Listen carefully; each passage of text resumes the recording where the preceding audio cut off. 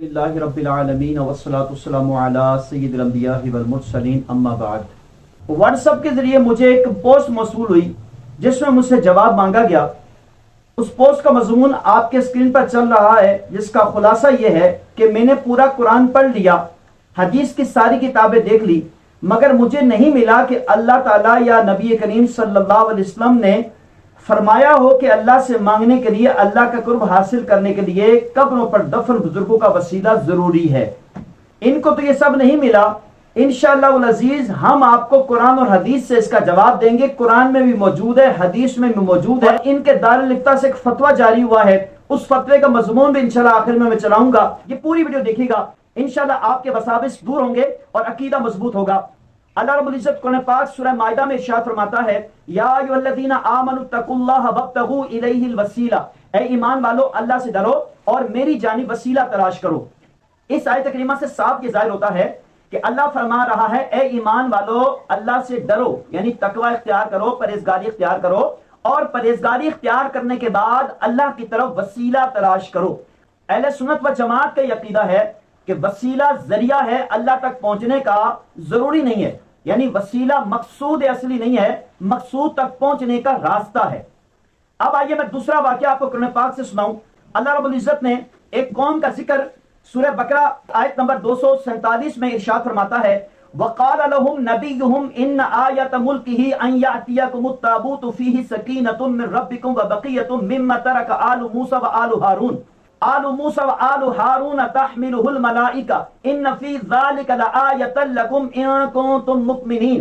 اللہ فرماتا ہے ان سے ان کے نبی نے فرمایا اس کی بادشاہی کی نشانی یہ ہے کہ آئے تمہارے پاس تابوت جس میں تمہارے رب کی طرف سے دلوں کا چین ہے، اور کچھ بچی ہوئی معزز موسیٰ اور معزز ہارون کے ترکے کی اٹھائے لائیں گے اس سے فرشتے، بے شک اس میں بڑی نشانی ہے تمہارے لیے اگر تم ایمان رکھتے ہو۔ اس آیت کریمہ کے تحت تفسیر جلالین، تفسیر جمل، تفسیر خازن، تفسیر مدارک اور بے شمار تفاسیر میں اس آیت کریمہ کے تحت جو لکھا ہے اس کا خلاصہ میں آپ کی بارگاہ میں پیش کرتا ہوں۔ حضرت آدم علیہ السلام جب زمین پر تشریف لائے تو آپ کے ساتھ یہ صندوق بھی تھا جس میں آپ اپنی ضرورت کی چیزیں رکھا کرتے تھے۔ پھر یہ صندوق سینہ بسینہ انبیاء کرام کی طرف منتقل ہوتا رہا، اور پھر یہ موسیٰ علیہ السلام کی بارگاہ میں آیا۔ موسیٰ علیہ السلام اس میں اپنا عصا رکھا کرتے تھے، توریت شریف رکھا کرتے تھے، اپنا امامہ رکھا کرتے تھے۔ ہارون علیہ السلام کا امامہ اس میں ہوتا تھا۔ اس تابوت میں موسیٰ علیہ السلام کے نالے پاک بھی تھے۔ ان تمام تفسیر میں یہ بات لکھی ہے کہ اس صندوق کو بنی اسرائیل والے سامنے رکھ کر اس کے وسیلے سے اللہ کی بارگاہ میں دعا مانگا کرتے تھے تو اللہ ان کی دعاؤں کو قبول فرماتا تھا۔ اس سے یہ بالکل واضح ثابت ہوتا ہے کہ موسیٰ علیہ السلام کا وسیلہ پیش کیا جا سکتا ہے۔ آپ سے نسبت رکھنے والی چیزیں، امامہ شریف، آپ کے لباس، آپ کے نالین پاک کا وسیلہ اللہ کی بارگاہ میں پیش کیا جا سکتا ہے، تو حضور علیہ السلام کا وسیلہ بھی بدرجہ اولا پیش کیا جا سکتا ہے، اس میں کوئی حرج نہیں ہے۔ آئیے بخاری شریف سے میں آپ کو یہ بتاؤں کہ بخاری شریف میں بھی وسیلے کا ثبوت ملتا ہے۔ اس مولوی صاحب کو تو وسیلے کا ثبوت کہیں ملا نہیں، آئیے ہماری شاگردی اختیار کیجئے، ہم آپ کو بتائیں گے کہاں کہاں وسیلے کا ثبوت ہے۔ بخاری شریف حدیث نمبر 683 ہے، ان انس بن مالک ان عمر بن الخطاب رضی اللہ تعالی عنہ كان اذا كحت استسقى بالعباس بن عبد المطلب رضی اللہ تعالی عنہ فقال اللهم انا كنا نتوسل اليك بنبينا۔ حضرت انس بن مالک رضی اللہ تعالی عنہ سے روایت ہے کہ وہ فرماتے ہیں کہ سیدنا فاروق اعظم رضی اللہ تعالی عنہ کے زمانے میں جب قحط پڑ گیا اور بارش نہیں ہو رہی تھی تو حضرت فاروق اعظم رضی اللہ تعالیٰ عنہ نے یوں دعا کی کہ یا اللہ ہم تیرے نبی کے وسیلے سے جب بارش کی دعا کرتے تھے تو ہمیں بارش عطا فرما دیا کرتا تھا۔ وَإِنَّا نَتَوَسَّلُ إِلَيْكَ بِعَمِّ نَبِيِّنَا فَاسْقِنَا۔ یا اللہ اب تیرے نبی کے چچا حضرت عباس رضی اللہ تعالیٰ عنہ کے وسیلے سے دعا مانگتے ہیں تو ہمیں بارش عطا فرما۔ راوی کہتے ہیں قَالَ فَيُسْقَوْنَ، بارش شروع ہو جاتی۔ اس حدیث سے بھی یہ ثابت ہوتا ہے کہ حضور صلی اللہ علیہ وسلم کے وسیلے سے بھی دعا مانگی جا سکتی ہے، دیگر صحابہ کرام کے وسیلے سے بھی دعا مانگی جا سکتی ہے، اولیاء عظام کے وسیلے سے بھی دعا مانگی جا سکتی ہے۔ حضور پنور صلی اللہ علیہ وسلم کے مبارک فعل سے یہ بات ثابت ہوتی ہے کہ حضور علیہ السلام نے حضرت فاطمہ بنت اسد رضی اللہ عنہا کے انتقال کے بعد ان کی قبر پر کھڑے ہو کر کچھ یوں دعا فرمائی۔ اس حدیث کو المعجم الکبیر جلد 24 حدیث نمبر 871 ہے۔ اس میں دعا فرمائی اے اللہ میری ماں فاطمہ بنت اسد کی مغفرت فرما، اس کو حجت سکھا دے اور مجھ سے گزشتہ انبیاء کرام اور اپنے نبی کے توسل سے اس کی قبر کو وسیع فرما دے۔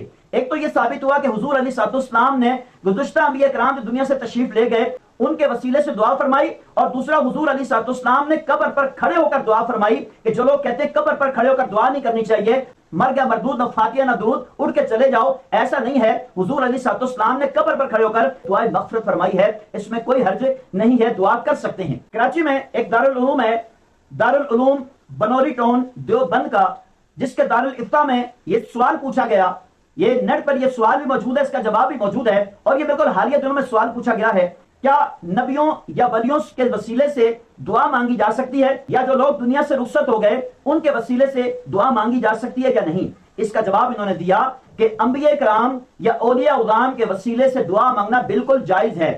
ساتھ ہی انہوں نے جو بات کی ہے وہ کمال کی بات کی ہے، انہوں نے کہا کہ چونکہ ہمارا عقیدہ یہ ہے کہ نبی پاک صلی اللہ علیہ وسلم اپنی قبر انور میں حیات ہیں، تو آپ حضور علیہ الصلوۃ والسلام سے بھی فریاد کر سکتے ہیں اور یہ کہہ سکتے ہیں کہ یا رسول اللہ آپ اللہ سے ہمارے لیے دعا فرمائیے۔ اور اولیاء کرام کے بارے میں کہا کہ اس میں اختلاف ہے، لیکن اولیاء کرام کے بارے میں جن کا عقیدہ ہے کہ اولیاء کرام سنتے ہیں، تو وہ اولیاء کرام سے بھی عرض کر سکتے ہیں جو قبروں میں موجود ہیں، اے اللہ کے پیارو آپ اللہ سے ہمارے لیے دعا کیجئے۔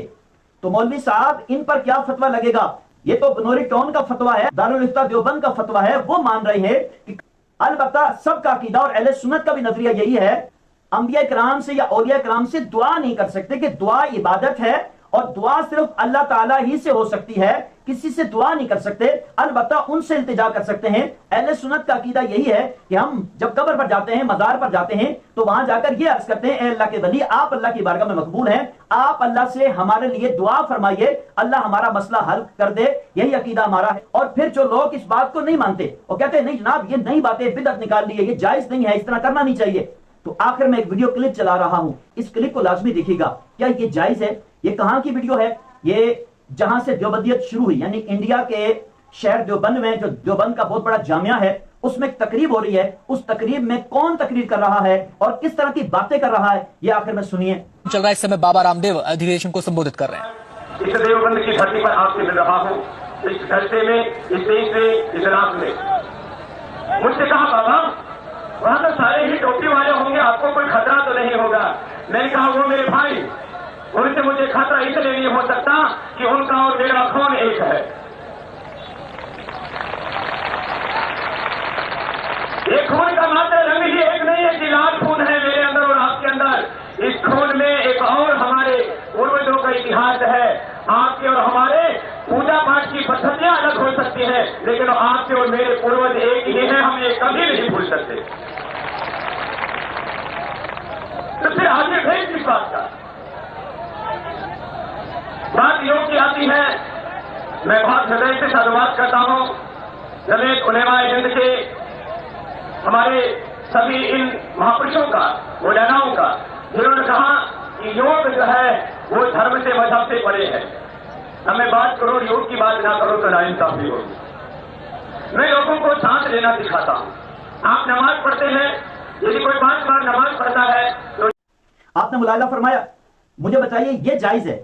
تم نے ایک ناپاک آدمی کو، ہندو کو جو مسلمانوں کا دشمن ہے، اسلام کا دشمن ہے، اس کو لا کر اسٹیج پہ کھڑا کر دیا ہے۔ بغیر تحقیق کے فتوے مت لگایا کریں، پہلے تحقیق کریں، پہلے آپ کسی کے پاس جا کر بیٹھیں کہ یار مجھے سکھاؤ کہ یہ قرآن و حدیث میں ہے کہ نہیں ہے، اگر ہے تو اس کا جواب مل جائے، نہیں ہے تو صحیح آپ اس سے توبہ کر لیں، پیچھے ہٹ جائیں۔ لیکن یہ باتیں قرآن پاک میں لکھی ہیں، اور جس مولوی صاحب نے یہ لکھا ہے کہ مجھے کہیں نہیں ملا، تو آپ ہمارے پاس تشریف لائیے، ہم آپ کو بتائیں گے یہ جگہ جگہ پہ لکھا ہوا ہے۔ اور یہ جو آیتیں میں نے پیش کی اور حدیثیں پیش کی، یہی نہیں ہے، بے شمار آیتیں اور بے شمار حدیثیں ہیں، لیکن ویڈیو لمبی ہونے کے خوف سے میں نے زیادہ بات نہیں کی، مختصر کر دیا اس کو۔ صرف اس پر یقین رکھیں کہ حقیقت میں دینے والا اللہ تعالیٰ ہی ہے، لیکن اللہ تعالیٰ اپنے پیاروں کے وسیلوں سے دیتا ہے، یہ اللہ کی مشیت ہے، اللہ کی مرضی ہے۔ اللہ تعالیٰ مجھے آپ کو عمل کی توفیق نصیب فرمائے۔